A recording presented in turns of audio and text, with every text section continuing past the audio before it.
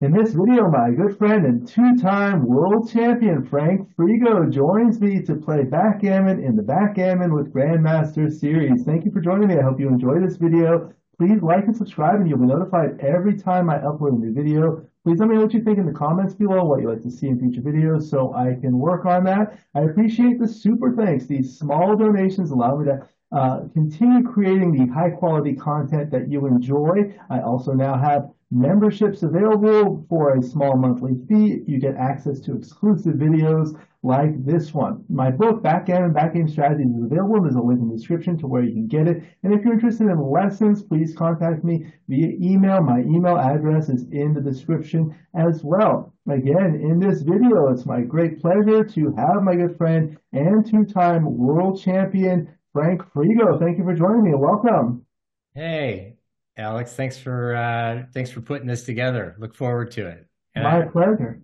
really appreciate everything you do to promote the game. Hey, great. Educationally, it's just amazing. Yeah. Yeah, I'm happy to do it, and I'm very fortunate to have a lot of the top players like yourself and others join me.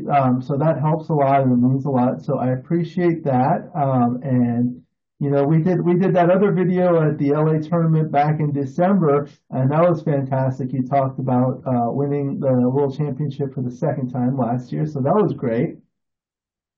Yeah, I really enjoyed that. And it seemed really well received. I was surprised at the attendance that we had. We had a nice full room of engaged people. It was great.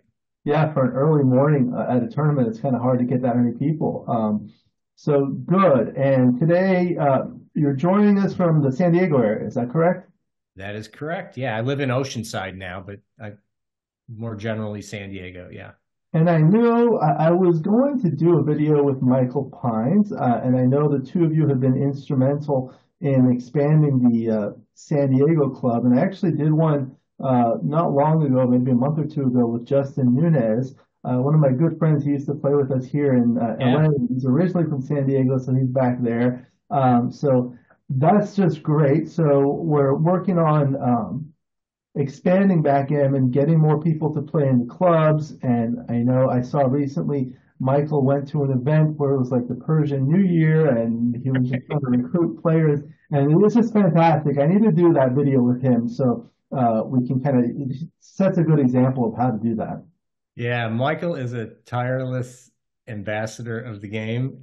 He's nonstop promoting it, and it's paying dividends. I mean, we're now averaging the last several weeks over 40 players every Wednesday. Well, And we keep getting new ones, and we're getting a lot of regulars, and everybody seems to be having a great time. So it's just, yeah, we're excited about it. and Justin was telling me you play in like the hotel lobby at an embassy suites or something. We do. We play at the Embassy Suites in La Jolla, which is where it was some years back. And then when Michael and I had the idea to try to get it going again, which was a year ago, January. So we've been at it now a year and a half. We started at an Irish pub in La Jolla called Hennessy's, which was a really, kind of nice, cozy little place, but we outgrew it so fast that we decided to go back to the Embassy Suites. Yeah. Quite frankly, now, I mean, I don't know how long we're going to be able to keep it in that lobby because we're really starting to press the boundaries of it a little bit. That's a good problem to have. Yeah, I think so, and we'll solve it. Yeah, and I know we're working on some other types of backgammon clubs, like some of the social backgammon clubs, because I know there are a lot of people that play, but they're not competitive. They don't want to play a tournament. They don't want to play chouette. Just come and play for fun. I've been to some of these events where they have like 100 or 200 people, and they're almost like singles events. Most of them are in their 20s and 30s. Half of them are women, which is completely different from like the tournaments that we go to, and they just come and play. Yeah, it's great. I know I've talked to Remy about her event in New York. The Yeah, club has reached out to us about doing some sort of a meetup sometime. And I think that's just great, right? It's a way to bring in. There's so many people that play the game, and we see it in San Diego. They just come out of the woodwork. It's amazing. People that'll come and join us and said, "Oh my God, I didn't know there was a club. I've been playing my whole life." but some of them want to play more socially. And Right. if there's a way to sort of, I mean, we've been trying to capture everybody on a Wednesday, which is a challenge because sometimes we got to give crash tutorials on tournament rules. Right. But the idea that you have a social event as a feeder to get people to come in, enjoy the game, and then introduce them to tournament rules and etiquette and get them to come to the regular tournaments is a nice way to sort of funnel people back into the game, and there's something for everyone. So we've been actually thinking about doing separate social events in San Diego as well. And I know you're doing a whole bunch of stuff in LA, which is great. We're doing that. I spoke with Remy. I'm organizing social, which is a little different. Who was the one you said you spoke with about creating a social event? Well, we have talked to, Remy about what she does, and Yeah. then Venice Club, we've had some contact with, I can't remember who, Oh, about, Kurt Pittman. just doing an event together at some point. Yeah. Yeah, yeah. I also work with the Silver Lake one, he's a lot more collaborative. His name is Paris. And Okay. he's fantastic. So I'll be doing that, and then maybe we can collaborate. I'll communicate with you or Michael. Yeah, we'd love to do that. We're also, funny enough, we've been in contact with the Mexico City group, and they Really? used to do an event where one time we go down to Mexico, a bunch of us go down to Mexico City, and one time they come up to San Diego. So I just love all this stuff. I love the Yeah. way it's all sort of branching out. Yeah, yeah, fantastic. All right, so we'll go ahead and get started. We'll play a 5-point match. Have a little bit of time. We're playing on the beautiful Gammon X22 Paul McGreal Memorial Board. I use this exclusively for the Backgammon with Grandmaster series. Ray makes these XG boards. He makes some beautiful boards. There's a link in the description where you can get them. You'll play the blue checkers at the bottom, XG the yellow checkers at the top, and you're welcome to consult with me. Then we'll take a break after the match, and then we'll analyze it. So All here we right. go. Yeah. 6-1 makes the bar point. Okay. So 6-3 for us, and with the bar already made, obviously we just want to run out. Yep. Right. 5-2 splits. Okay. Now I'll roll if it's obvious, but if you want me to Yeah. pause. Yeah. Yeah. 4-3. Okay, so we've already got a little bit of a decision here, right? I mean, I think that the obvious piece of this is the 15-11, and it's always good to sort of move the checker that you want to move first. And now we've got a decision about, do you safety it up? Do you step up and leave the indirects? Do you hit on the 3-point, right? Those are all interesting possibilities. And I don't think I want to hit on the 3-point. I mean, it's nice to unstack there. I'm kind of inclined to either safety or step up. And I want it to be a collaborative process, Alex. So I'm going to ask you what you lean towards as well. So I think, one of the things that I learned and or was reinforced from reading Bill Roberti's new series of 3-volume series about backgammon in the opening is that once you have escaped one back checker, the primary focus tends to be on trying to escape the second back checker and not potentially leaving shots that will send another checker back.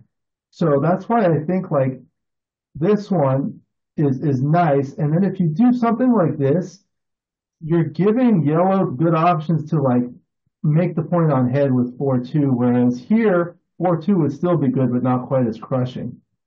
I tend to agree. It's a little ugly to stack up again, but I don't like giving those big stacks something to unload on. Right. And then also, having the checker in the outfield, which creates some additional good numbers. So I tend to agree here and just kind of tidy it up.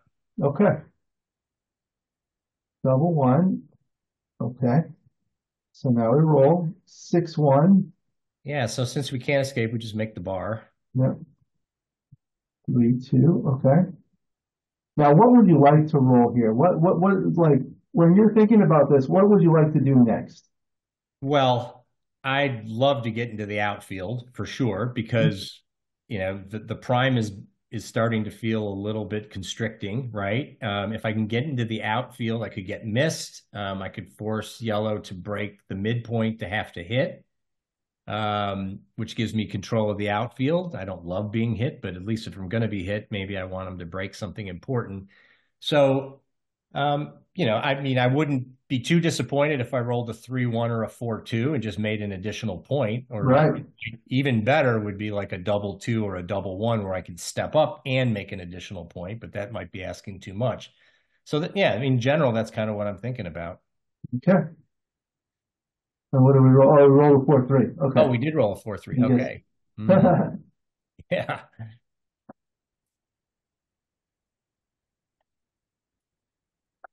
You know, I think you got to step up here. You just can't sit back and be passive, right? Once you do that, you can kind of see your fours get pretty limited. I don't see any reason to give him a good escaping six. So as ugly as it is, I think I would be inclined to dump to the 2 point. What do you think? Yeah, I agree. What would be your second option? Just like this? Yeah, or slot the 4 point, possibly. But I don't like that because you just have such limited covers for it, and there's no, you just, yeah, I, Just duplicate some of the aces, but why leave a second blot? Yeah. yeah, yeah. Okay. Very good. 6-4 hits. Okay, so now not a double yet, right? For blue, no. Right. What if you had this 2 point cover with a checker here? I don't think so. I don't see enough like substantial market losers that would occur. I mean, I always like to think about you can always kind of think about like O'Hagan's law and so forth, and you have to take, match scores into consideration and so forth. But I just as a real quick rule of thumb, I like to think about what if I rolled like a really good sequence and my opponent rolled a really poor sequence, and how much is my position advanced? Have I shot massively past my opponent's take point if that occurs? It's hard for me to see here where even if I had the 2 point where I would be, you know, turning this. I mean, certainly there's some 2 roll sequences where I'll wish I had doubled, but I don't think there's enough of them. So yeah. Like double four followed by a dance. Yeah, I mean, but that would be just, super joker sequence, right?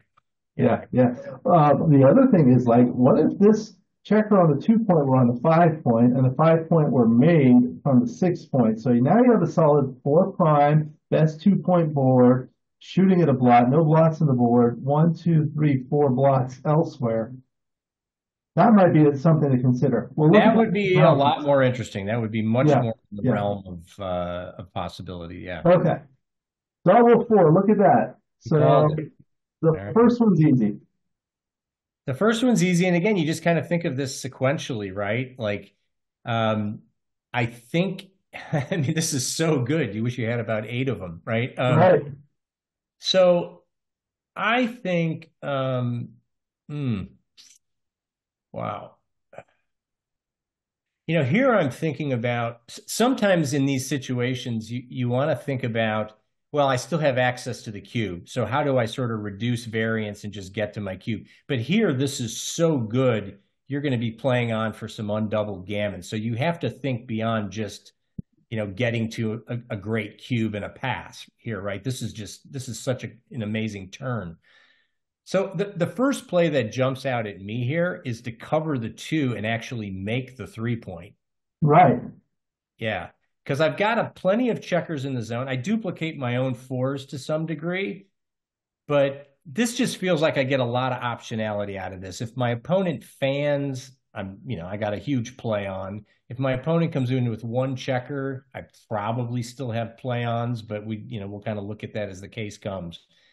I mean, this is the play that jumps out at me. Obviously, you could scoop up a lot of blots here, but this one feels pretty good. How do you feel about it? Yeah, yeah, I would agree.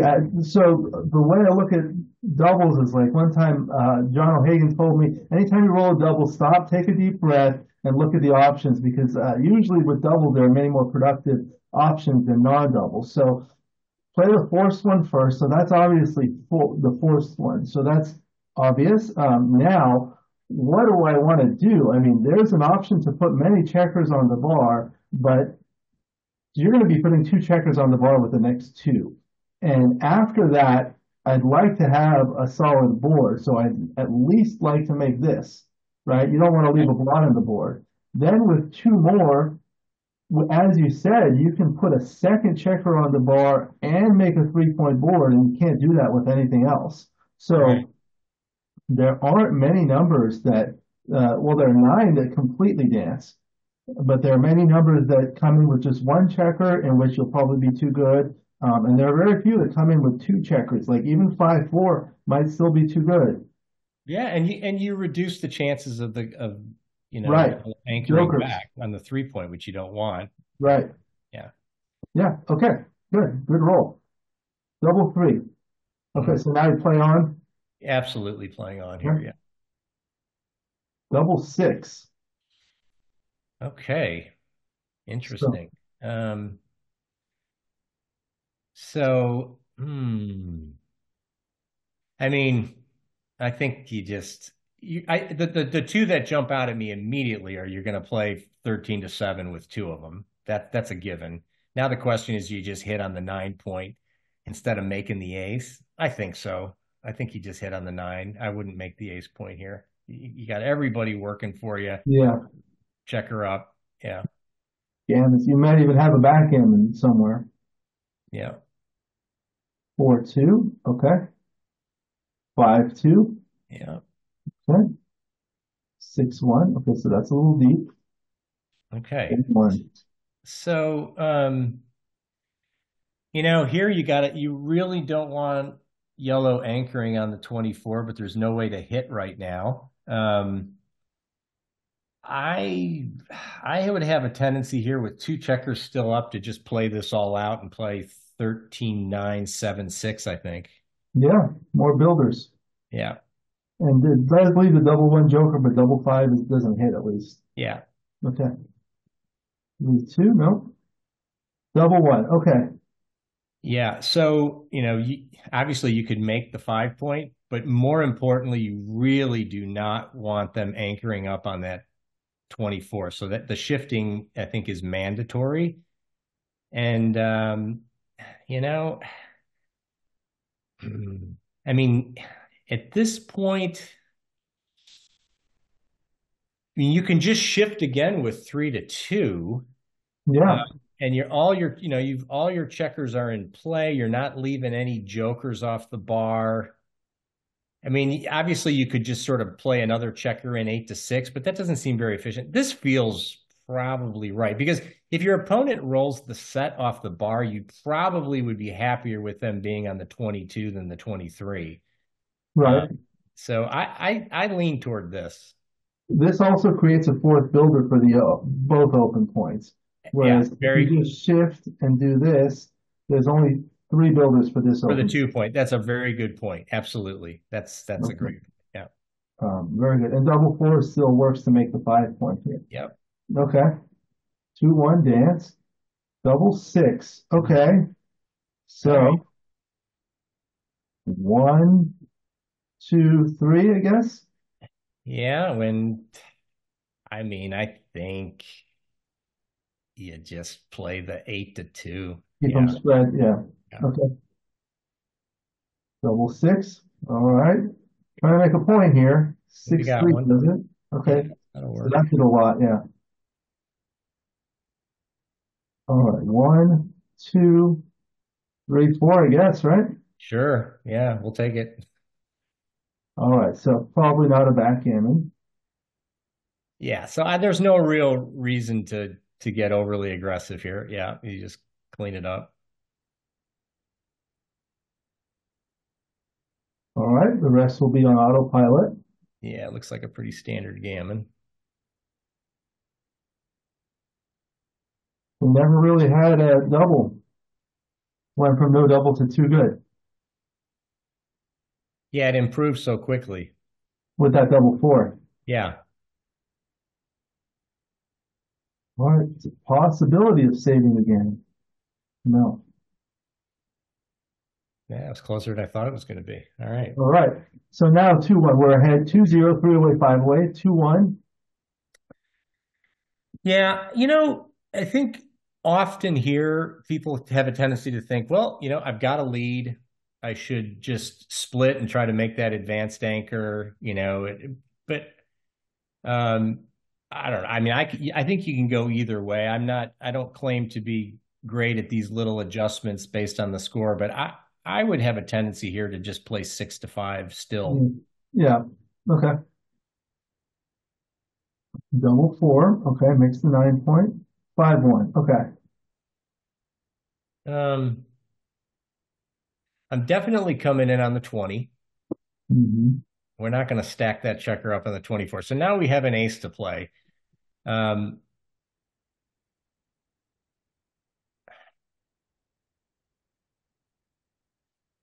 oh, I probably, since you can't safety on the 11 point, I think I'm going to go 24, 23. And if we get hit, we just give ourselves better chances of kind of anchoring back up.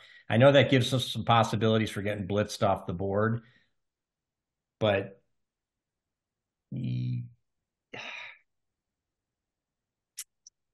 well, let me think about this a little bit.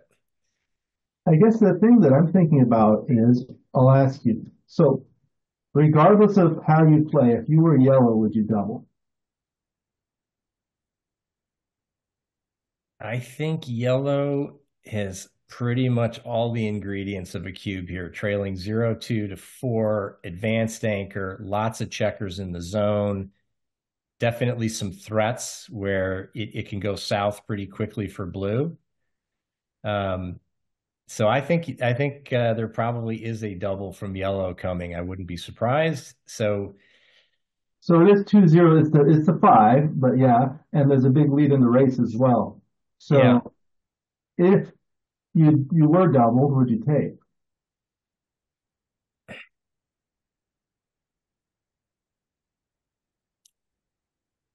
I think so. And I'm actually starting to lean a little bit more towards 11-10 and keeping that 24 Just anchor. in case. Yeah, I'm leaning towards this. And you bring up a good point, sort of anticipating the cube. Where would you be inclined to take it? And I think it's going to be more from here.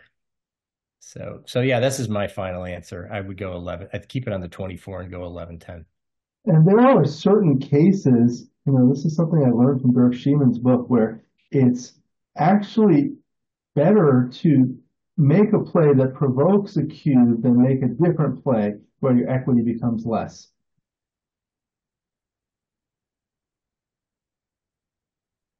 Okay, so 5-1 like this. Now you think I'll double and you take, right?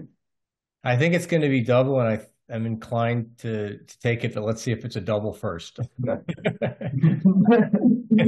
play against HG almost exclusively, so I know when it's going to double.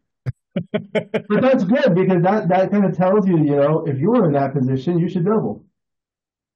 So the thing you've got to think about here is, right, if you take this cube, it's not a dead cube completely, right, but it's not an easy cube to if you do get some turnarounds, you're going to be looking toward games where you got gammons because yellow's take point is going to go so low on any redoubles to 4. So, that limits you a little bit, but boy, it sure feels like there's a lot of play left in this game. But we're down 27 pips. So if you kind of use the standard, Pratt or Sprat here, there's a score-based component, which we got to think about, right? We're way down in the race. We're at a positional disadvantage. We're at a threat disadvantage, but the positional disadvantage and the threat disadvantage aren't overwhelming. I'm leaning towards take here. Okay, so you mentioned the Pratt or the Sprat. So the traditional Pratt stands for position, race, and threats. And usually when you think about that, if you have like 2 out of 3, it's a double, and if it's 3 out of 3, it's a pass. And S is also the score. So in the position, yellow has the advantage. In the race, yellow has an advantage. In the threats, yellow has an advantage. And in the score, yellow also has the advantage being behind. Then the other thing I look at is, what are the possible roles? So what are the sequences? So like, fives hit here, and then with a 5-1, 5-3, or 5-4, will probably hit twice, hitting loose. And then there are many numbers that will make this point on head, 4-3, 4-1, 3-1. um, double fours, double twos, double threes, uh, followed by a dance or something awkward, probably loses the market. But Yep. other than that, you still have this anchor that you mentioned. So, but also based on the score, you lose a double gammon. Now you're three away, one away Crawford. Yep. Yeah. It, So it's a bit of a tricky one. I look at the Pratt or Sprat here. I look at obviously that there's disadvantages in all the categories, but not massive disadvantages right. and not a massive disadvantage in structure. It feels like there's enough counterplay here, but we could be surprised if it's a take, it might not be a take too much. You sound to me like you're leaning towards pass, maybe.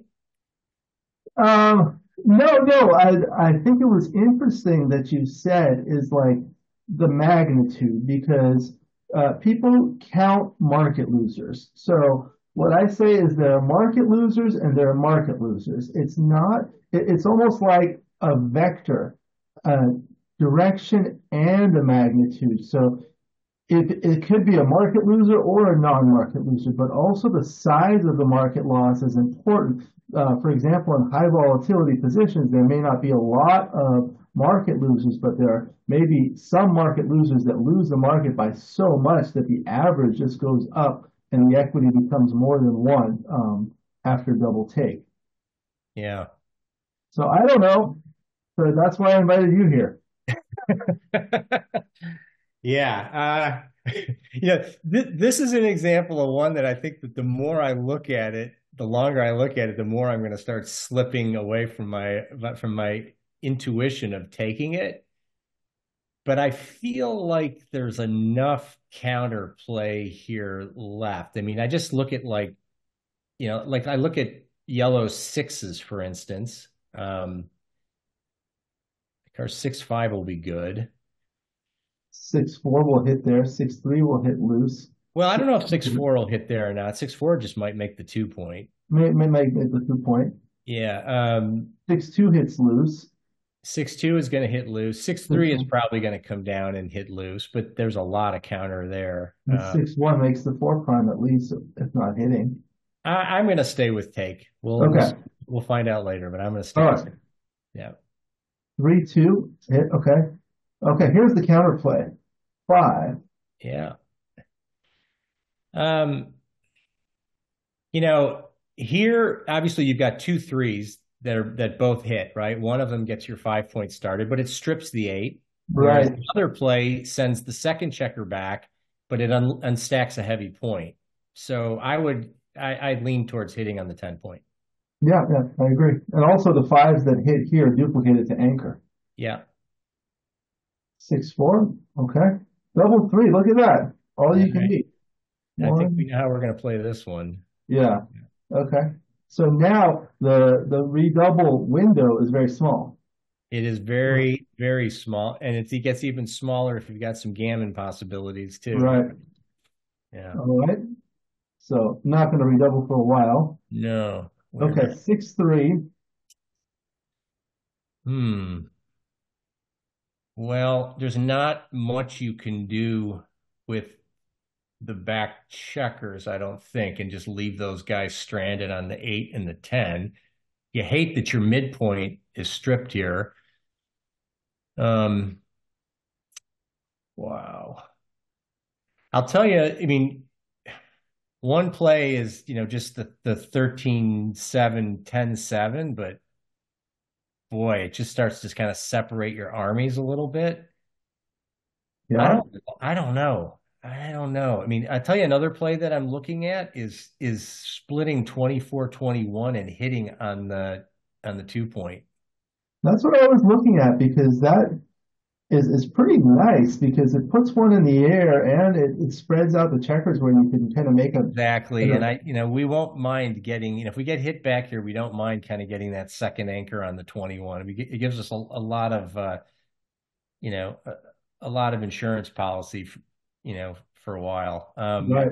I don't like giving up the mid here. I would lean toward this. Yeah. Okay. Yeah. 5-2 is hit. Okay. Okay. So now 5-4. Yeah.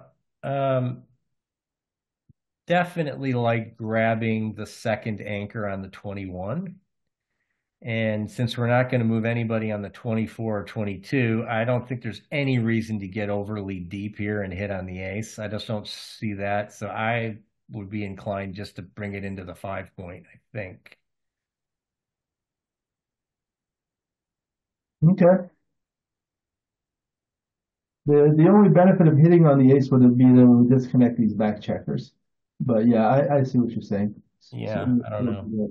double three. Okay. Now double one. Wow. So that's the easy one. Yeah. Um, I mean, we're in a nice position to, hmm. I really want to come up 24, 23 with two of them. Yeah. Um, and if we do that, then I probably just slot the 4 point. I don't think I hit on the 12. One, two, three, four. Yeah. Yeah. Let's go back. Let's go back to the beginning again. Let's look at this. Okay, so we're coming in with one. We could obviously make the 4 point, but now we've got the 24. I mean, here's the thing. If you're going to end up because of timing abandoning the 20 point, which you might have to do, you would rather Yeah. have those two checkers on the 23 for the 2-4 back game, I think, Right. Much rather than stronger. the 1-4. So you may want to start thinking about that now. And if you get hit, you know what? Big deal. You're going to come in and you got timing. If you don't get hit, maybe you make it. You keep the midpoint. So I'm going to stick with that. I'm going to go 24, 23 with two and slot the 4 point. Yeah. I've done a little bit of studying on back games, and when you have the anchors two apart, it's much stronger than when you have them three apart. When you have three anchors, it's much stronger, but you need much more timing. This is definitely inadequate timing for a triple anchor game. Yeah. The only thing where I can think where I mean, I know you've studied these back games extensively. The only thing where I might make an exception to wanting to be on the 24 point is if I know my timing is so horrific Right. that I have to abandon the front anchor, then I'd rather for the duration, in most cases, game winning chance, want to be on the 24. Yeah, yeah. All right. 2-1 hit. Okay, so that recirculated. 6-4. So this is the four.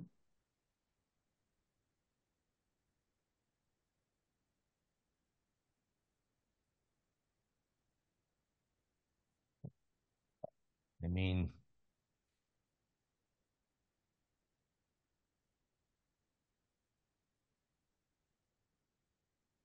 yeah, I think you got to hit 13-7. Yeah.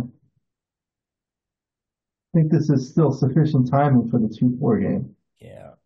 4-2. Okay. 4-2. Well, we got a 4-2. Okay.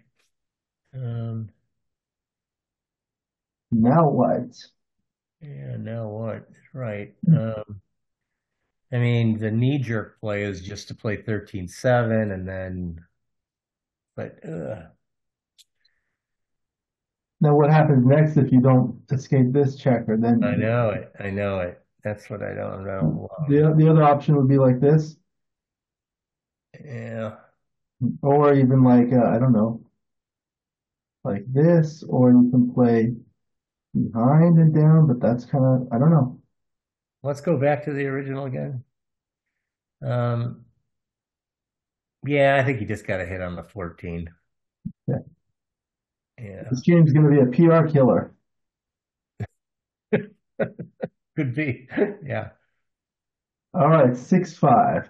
Yeah. Yeah. Yeah.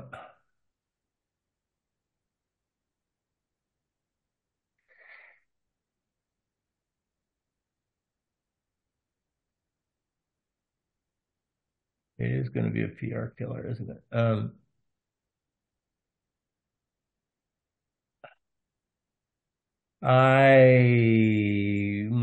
I think 2014, 13-8.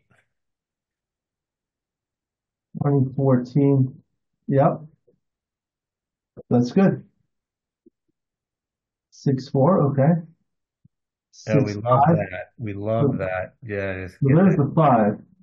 Now, Now I'm not, I don't think I want to hit this. so just, I would just play it out, yeah. yeah. All right, double six, a little fast. You know. 5-3. Um,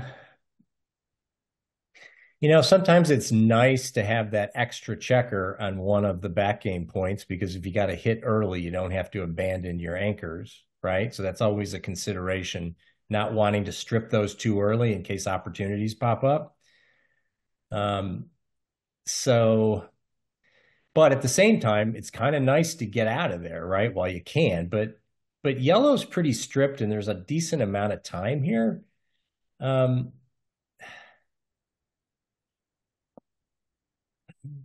There's also another option, which I don't think it might be right given the timing, but we could like make this point, and this blocks the sixes from the back, and this one blocks other things. But I think yellow's just going to come around and hopefully, well, makes it hard to make the 5 point. I don't know. Yeah, with all those points stripped there, it's interesting. I have to say I didn't even see that right away or consider it. The other one I was looking at was 14-9, 7-4. But I think, you're going to want to get that checker off of the 21. You probably need it just Yeah, because of overall timing. I'm probably inclined to just run it all the way. run it all the way, or even like that. This kind of duplicates a lot of aces, doesn't it? That's interesting. That is interesting. Yeah. Um,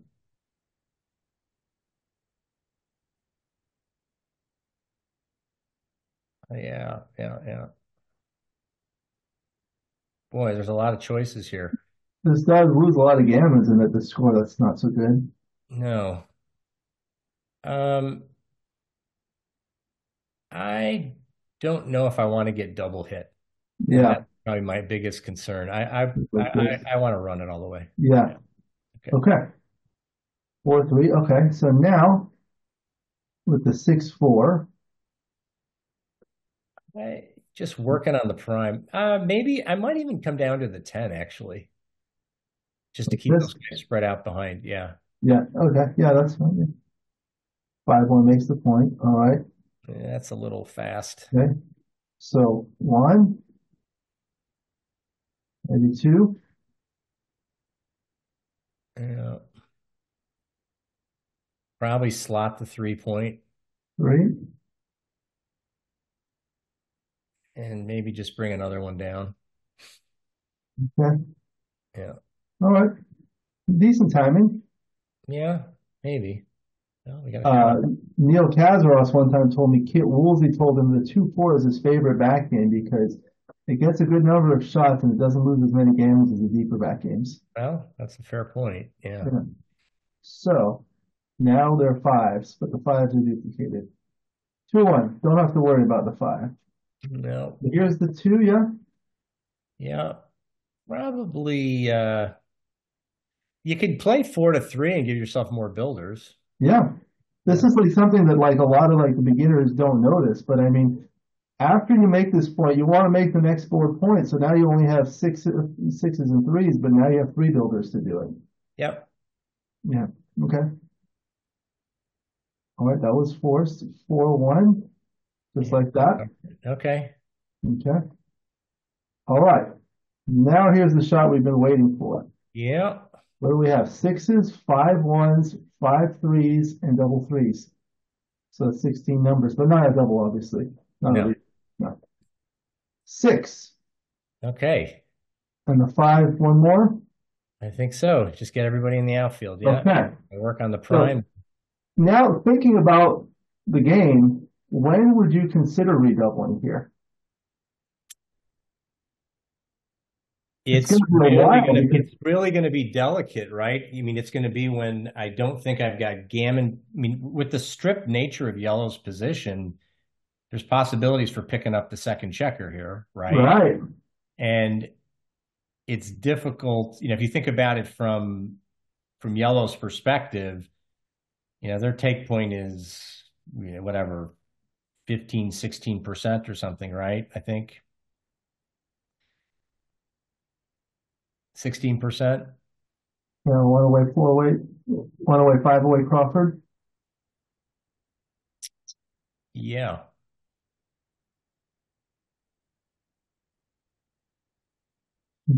Okay. So it's something that just So to it's, think I mean, about. we're gonna be mindful of it, but we're Right, right. not in that mode for a while. Yeah. Okay. 5-3 dance. So now keep rolling, right? Keep rolling and really concentrate on how do we get this prime developed. I would leave the back checkers alone. We've got enough to work on in the we don't want yellow to come in and roll a joker and hit us in the board. There's enough awkward entry numbers, so it's all about trying to get something developed here.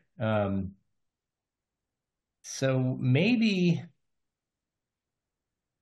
when you want to make the 7-point first, but this roll provides an opportunity to get 3 builders for the 8 and 2 builders for the 7 with that play, and you get a lot of outfield coverage if yellow hops out to the 7 or 8 point, right? That's the play that jumps out at me. I'm not slotting, I don't think, at this point yet. Like this. No, I don't think so. I think More than this. that's the one I was looking at as well, because that only leaves the 2-6, and it gets a lot more working for the bar. The other thing you've got to think about here too, though, is what happens when yellow just comes on with a single number and is able to play safe on the other side, and now you are going to be in a position where you've got to attack or try to make another point. The nice part about slotting the 8 now is that if yellow comes on the 23 and you're not able to attack, you might just make the 8 as a blocking number.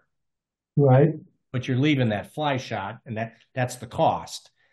So that was the first play I saw. And one rule of thumb I've used over time, and I don't know rightly or wrongly, is when I have difficult decisions and I'm kind of on the fence of a couple different choices, I tend to go back to my initial intuition.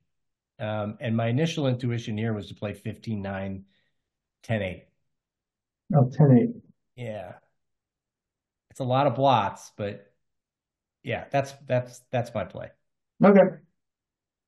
Very good. 6-3. So now we're going to try to make this point. Yeah, or at least 8. But 8, yeah. 4-2. So I guess 2. Yeah, and we can play that 4 in or the 4 down, but I think you play it down just to really keep the focus. But we got to start getting a little bit concerned about those back checkers at the same time. We've got plenty of time to play, but we've duplicated a 5 by making that play, right? In case we want to come out with a 5, but it's probably a little early to worry too much about that. The other thing is, like, say you play the 2 here and 4 somewhere else.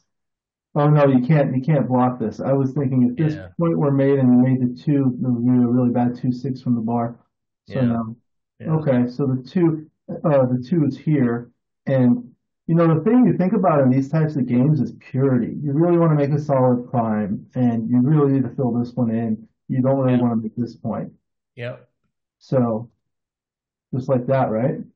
Yeah, I mean, another thing to think about here, though, and just maybe this is overthinking a little bit, is if yellow comes in, on the 24, are we going to be hitting loose in some scenarios? I don't know. May come in with a 4-1 or a 4-2, which would be awkward. That would be very awkward, yeah. Even 3-1 or 3-2 would be bad. Yeah. Yeah. Okay. I like this play. Okay. 2-1, okay. All right. There we go. Right on cue. Yes. Boy.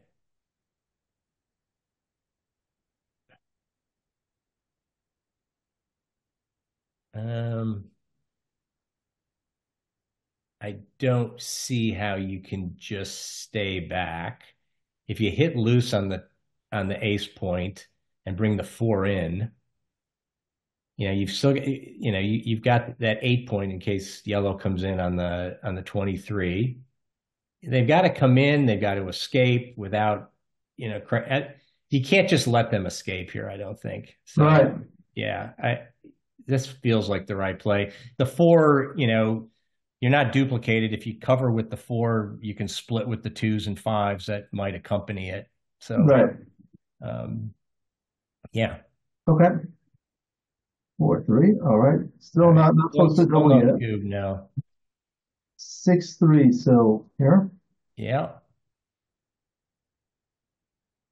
Okay. It's getting more interesting now, but I think still it would be a very easy take for yellow to take this and reship it to 8 for the match.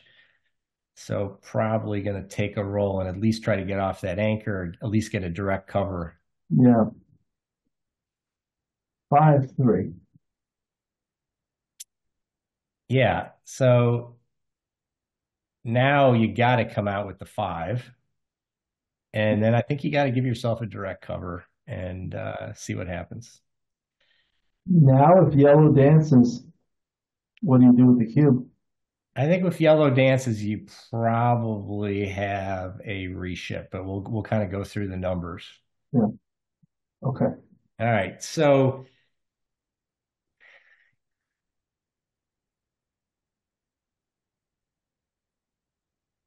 there's one checker to still escape, but there's plenty of play. You might not cover. So let's think about, I guess for starters, thinking about just how often does yellow hit a checker on the 24 point? Well, there's 17 numbers that cover directly, right? So there's the 4s plus 3-1, double 2, double 1, and 6-5. Correct. That's 17, right? Yep. If we roll any of those, it's going to be relatively easy to come out and bring things Yeah, home. I mean, it's pretty much gin, not 100%, but, way into the high 90s or something. Yeah. Now, do we win enough gammons if we play on? I don't think so. I don't think you win enough gammons if you play on. And, I mean, obviously XG is going to get this right, but thinking about it from a human perspective, when these decisions are close, it's always nice to put it on your opponent, right? It's pretty clear here you're in the realm of a cube, and your opponent could error on it, but XG won't. But so you're going to get hit here. It looks like in a 2-roll sequence, you're going to get hit here about 15% of the time, but 15% aren't guaranteed winners for yellow either, right? 19 You're not guaranteed to cover when it doesn't happen. So, yeah, it's interesting, right? Is this the right moment to cube this? Sometimes the way I think about it is, if you were yellow, would you want to be doubled? Or would you take? I think yellow's going to take this. Yellow's probably going to take this. Oh.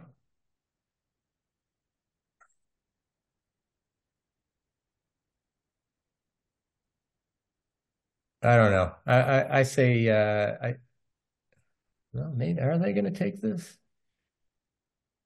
The thing is, how often when they hit do they actually win? They still got to escape. They've got this kind of Swiss cheese board. Right.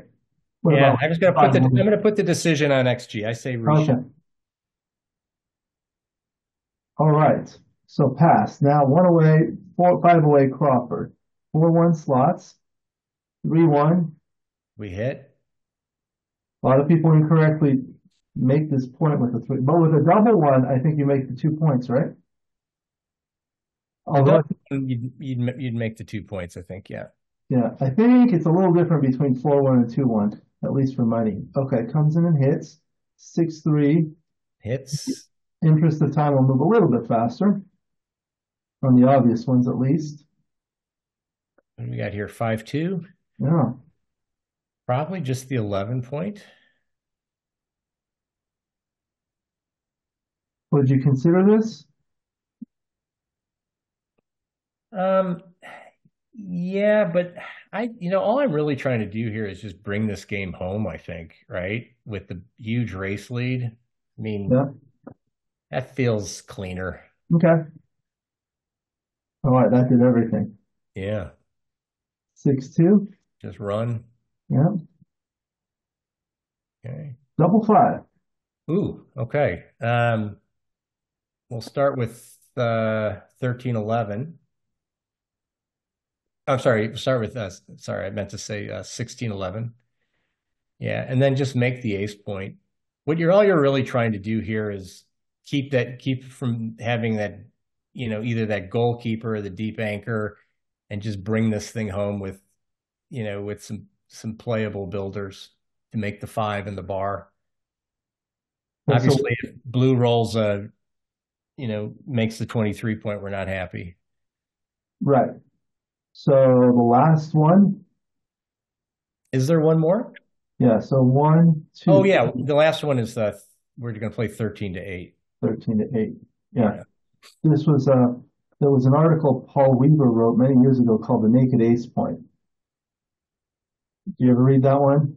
I don't remember that one, no. Yeah. Probably in the 80s, I think. All right. Did. But timing is not so good, although we have gaps and we've made the ace point. Yeah. Yeah. 3-1. We'll Like make that. it 5. Yep. Don't want to hit, of course. No. Okay.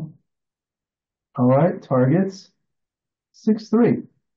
That was an interesting play that Yeah. XG made. How many Doesn't humans care because of how the many five. humans would have made that play? Right. So 6-3, you got to hit twice, or what's plan B? I mean, plant the safe play is pretty ugly. Oh, Um, this is the safe, but that's plan B. yeah, that just feels awful. Yeah, I think you have to hit twice. Yeah. Hope for the best. All right, that worked. Four Yeah. two. So there's the four. We're not leaving any. I don't think we want to leave a direct shot. That would be 4 hitting numbers. It doesn't seem to be the right idea. Yeah, unnecessary. Okay. 6-3. Okay. So possibly reasonable timing. Yeah, just that's a beautiful number. Just make the bar. I'm gonna try to bring things home, try to crack the timing. Okay, that was good for us. Yeah. Six No one. reason to leave any shots. Just bring it all the way in. Hope for the crack. Yep. Okay, so that's not good. That is not good, but it's not horrible.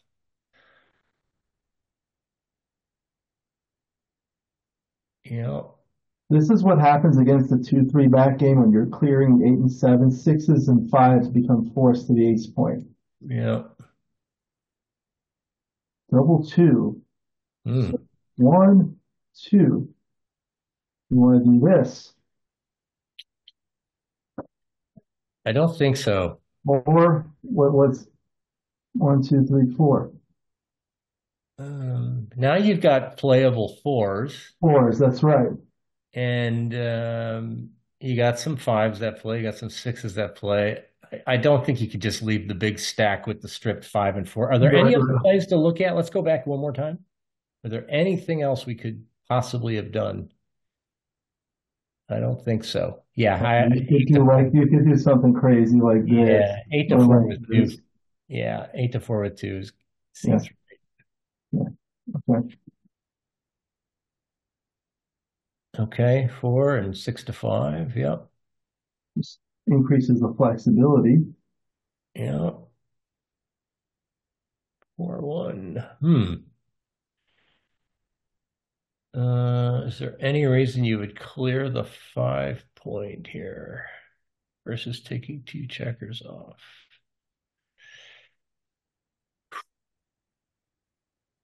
Let's say you're all. Boy, we go back and look at it again. Yep.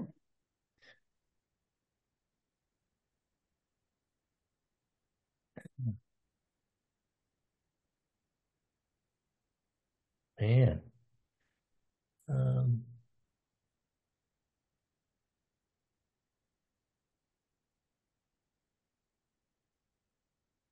I mean, you do get 2 extra checkers off with the other play. I I, I think I just take 2 checkers off. Yeah,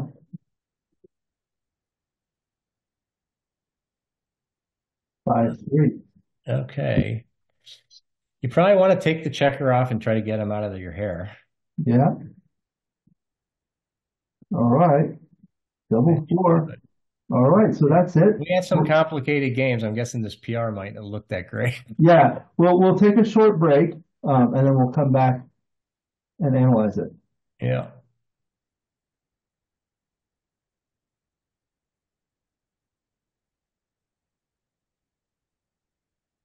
All righty. Okay. Now we'll analyze it. All right, very good. So I we'll, think we had a lot of difficult decisions. So there were a lot of interesting ones. So yeah. we'll go through the straightforward ones pretty quickly. So like that one, the 4-3. So this one was close to It was actually close. do Yeah. that. Well, we thought it was close. Yeah. Yeah, yeah. Okay. And then this one was clear. And then the 4-3.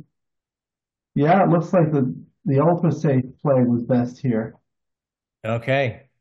Yeah. but it was close. Yeah. Um, then the double four was a huge market loser, but look at that. It liked hitting everything. What did it like? This Well, one. it was very, very close. 1, 2, 3. Yeah, it was close. Yeah. Um, hmm. Okay. Yeah. No, no, I don't have too much of a problem with that one. This one's, yeah, not a big deal. The double six, it actually liked making the ace point. Wow. Significantly more gammons and just barely fewer games. Okay. Interesting, Maybe huh? because yellow's a lot more likely. You know what's probably going on there is if yellow makes the anchor on the 24, it's a big problem. If yellow anchors up on the 20 or 21 late in the game, you can still win a lot of gammons just by shooting past the anchor. But that 24 is going to be a thorn in your side. What about here? Let's take a look here. What if he has this point? Now there are fewer blocks to shoot at. Yeah. Now Yeah. it's blended. Now it thinks the other play is pretty clear. Yeah. Yeah. Yeah. Okay. Wow. That's it. That's pretty interesting. Yeah. Yeah. Certainly we considered it. So Yeah. That's, I feel, very important, considering the right play. So didn't this like this, huh? it liked 8, 4, 7, 6, bringing an extra builder for the ace point. Because if I think usually you don't want to make it. So I have to, and it doesn't leave the bad double ace. I have to confess, did not right. consider that play. That's right. That's right. And then the double shift, it liked 8, 6 and a single shift here, huh? Hmm. Okay. Okay. What's your experience? How often a rollout will overturn these plus plus? I mean, I've certainly seen them. I don't do enough rollouts. I'm not I mean, patient I've enough. definitely seen them where I had a really interesting position last week that got overturned massively by a rollout on a plus plus checker play. Yeah, sometimes that happens. Yeah. Um, Okay. then it was just like that, and there wasn't really much. Not much left in that one after Okay. that. So we'll continue. Okay. The 2-1, yeah, they were tied.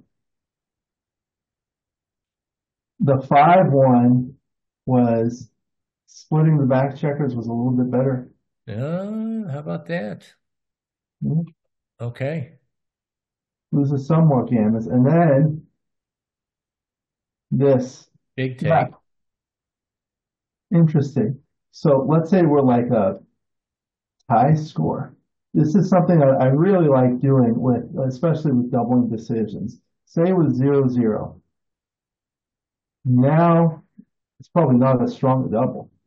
But you still see it's barely a double. No double, yeah. For unlimited, for a money game, think it'll be the same thing. Maybe you have to double to activate gammons, but still not a double.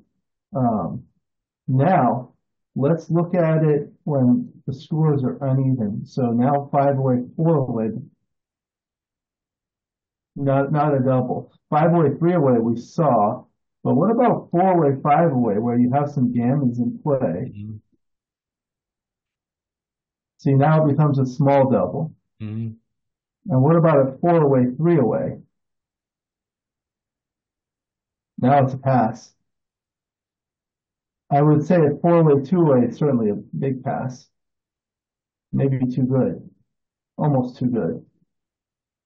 And then a 3 away, 2 away, small pass. Yeah.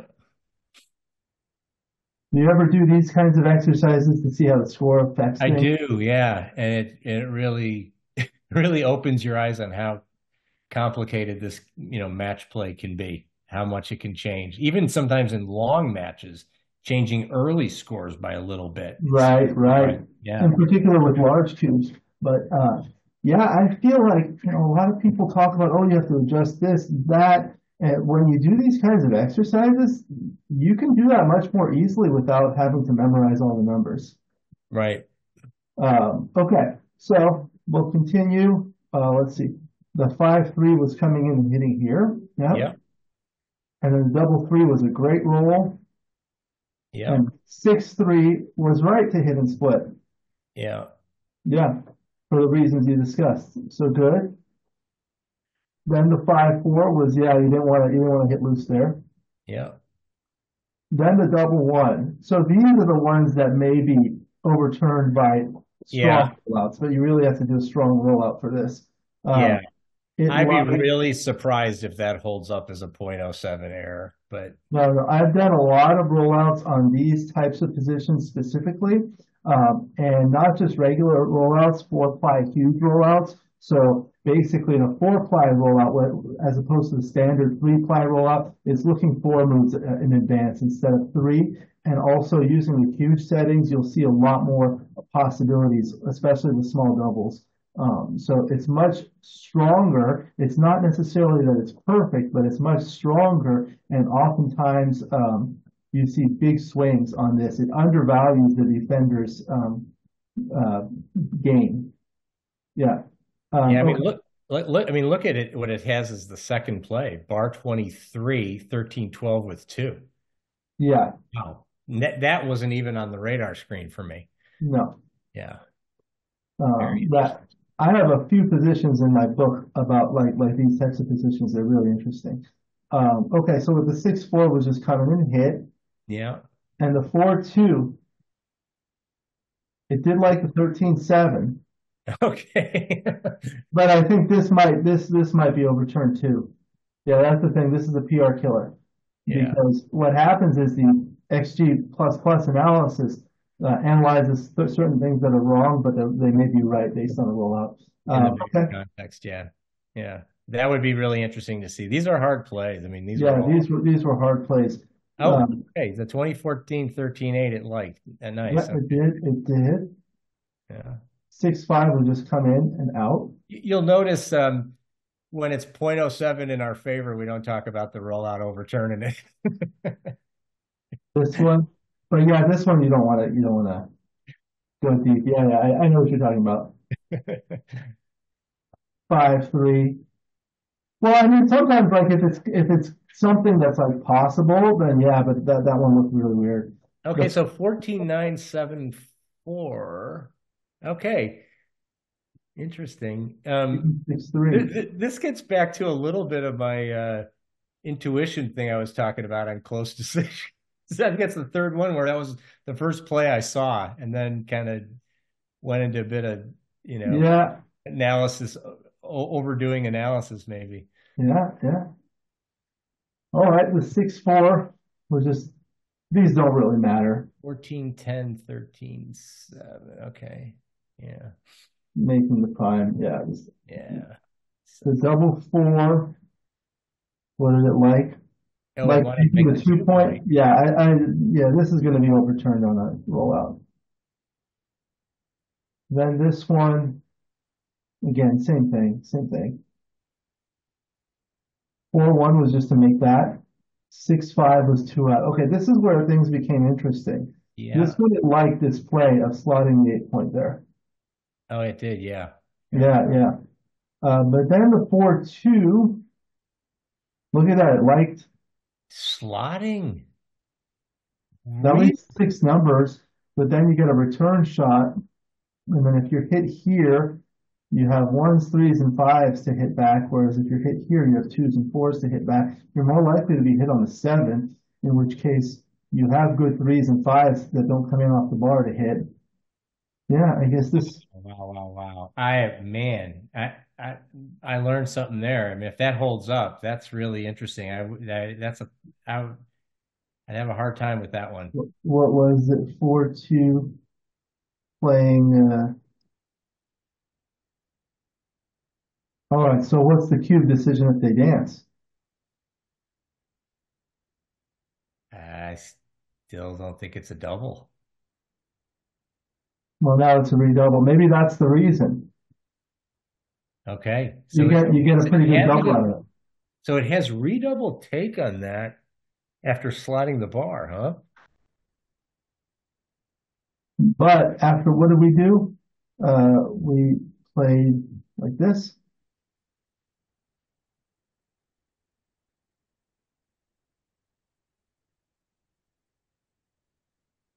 Now you can't redouble. Yep. Yep. There you go. And I think the other, the thing that we saw happen too is when you make the 8 point and they land on the 24, it really creates some challenges where if you've got that 7 point slotted, now you've got much better follow-ups. Yeah, I think maybe it would be different if this point were made. Yeah, now you have to play safe because there was that blot Yeah. there. Yeah. All right. It's a scary play to make, but I know, I know. you can see though why that makes some sense. Okay, we got that one right. We came in Yeah. with the And the 5. 6-3 was making it, and then the 5-3 was coming out and coming up, Yeah. and then this was the redouble, and it was a pass. We didn't miss a cube anywhere, right? Doesn't look like it. Yeah. But here it was not a redouble. Let's say that we're here. Now what? Yeah. Now it's a redouble, but it's still take Yeah, 19, almost 20%. Yeah. because these fives are duplicated here. What if it's like this? Now fours are good. Wow, same. Mhm. What if we're like this? Now it's a pass. Yeah. Yeah. That's All a right. big difference. Yeah. So then we hit with this one. Yeah. This was the last game. Okay, so we hit with that one. Then that was just a hit. And then making the point, you didn't need to hit. That was right. 6-2 was just running. And a double 5 was the naked ace point. Got that? Yeah. Yeah. Yep. Is that right? And then the 3-1 was clear to make the 5 point. And 6-3. Look at that. They were close. They're really close. Yeah. Yeah, really close. Okay. And then the 4-2 was just to cover. Double 2. Look at this. Look at this. That's what I was thinking. You see what happens? Over the timing was such that they crunched after with the double 5. So you buy a little bit more time then, I guess, with What happens here is you really want spares on the 6 and 7 here so that you don't crack in the middle. That's what happens with the 2-3. If you're stripped all the way here, once you've born these in, you're going to crack in the middle, and that's going to become a huge liability. What did the other play look like? Like this, not even making this point. How much of the value of that play do you think is just not leaving the 6-4 fly shot? Because that's like almost a game winner. That's part of it too. Yeah. I mean, that's got to be a big piece of it, right?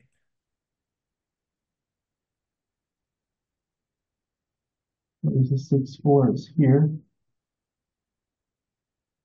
There you go. Yeah, look at that. Yeah. There.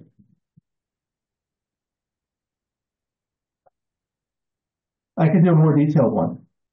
All right, so this is how the top play looked like Yeah. afterwards, and this was the play we chose. This is the dice distribution. Top play is on the upper left, second play is here. The 6-4 is huge, and you can see that. That's the swing right here. Huge swing.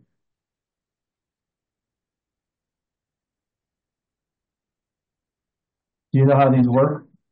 Uh, Okay, so reasonably well, but I mean, can you tell from looking at this if that is really the main difference in the plays that tips it? so this is the heat map for all of yellow's rolls after the top play. So again, we'll go back and look at it.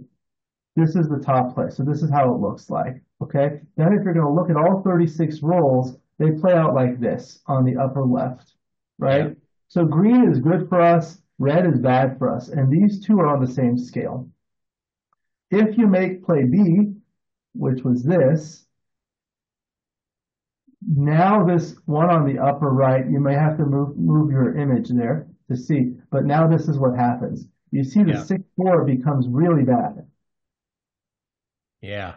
Okay, whereas here it's plus 0.467, here it's only plus 0.025. And then this one on the lower left is basically the difference of the two. So it tells you if this one is much better or much worse or whatever. So there's Yeah. a huge swing on 6-4, and you see on the histogram on the lower right, it just basically shows us as a bar graph so you can see a vertical bar as opposed to a darker color. Big swing.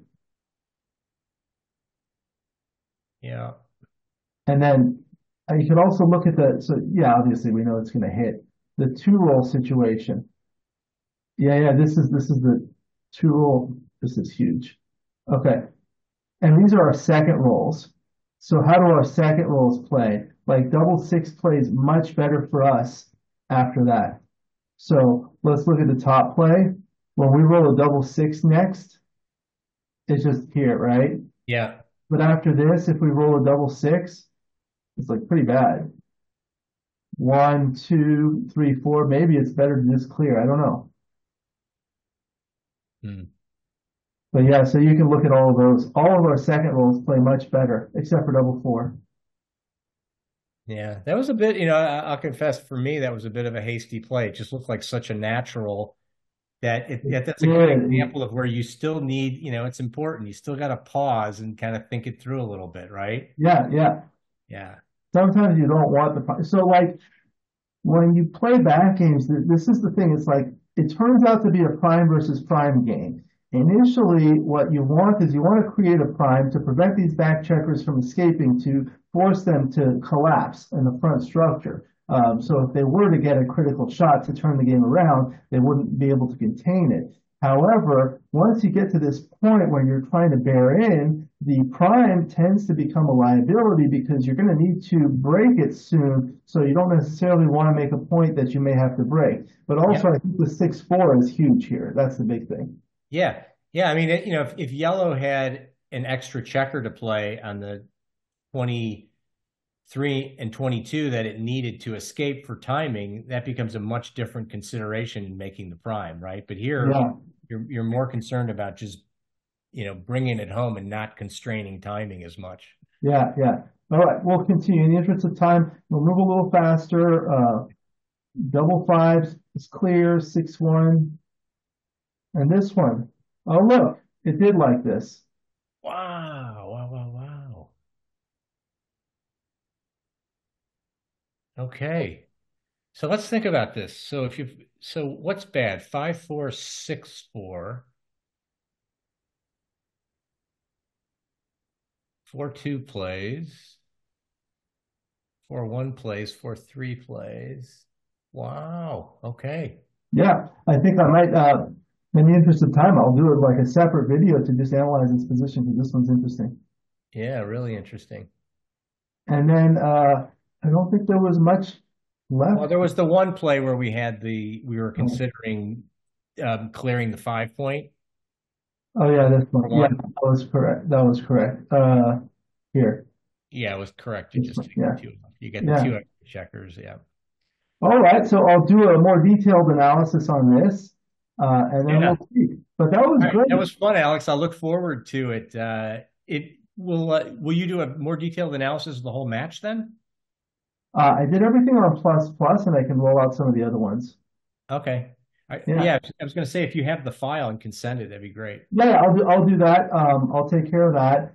It's always fun to have you on. It's been a pleasure. You're certainly welcome to come back. Maybe we'll do some more in this series or a different series. We'll have to conclude. Do you have any final comments before we conclude the video? I'm glad I got to do a back game with the back game expert to get all those insights from you. It was a lot of fun. A lot of Scripted fun. better. Yeah, yeah. All right. Well, thank you very much to my good friend Frank Frigo. We'll go ahead and conclude. Thank you to the viewers for watching. I hope you enjoyed this video. Please like and subscribe, and you'll be notified every time I upload a new video. Please let me know what you think in the comments below and what you'd like to see in future videos so I can work on that. I appreciate your super thanks. These small donations help me continue to create the high quality content for you to enjoy. Now we have memberships available for a small monthly fee. You can get exclusive access to the most popular videos like this one. Again, my book, Backgammon Strategies, is available. There's a link in the description to where you can get it. And if you're interested in the lessons, please contact me via email. I look forward to seeing everyone in future videos. And until then, keep rolling your dice.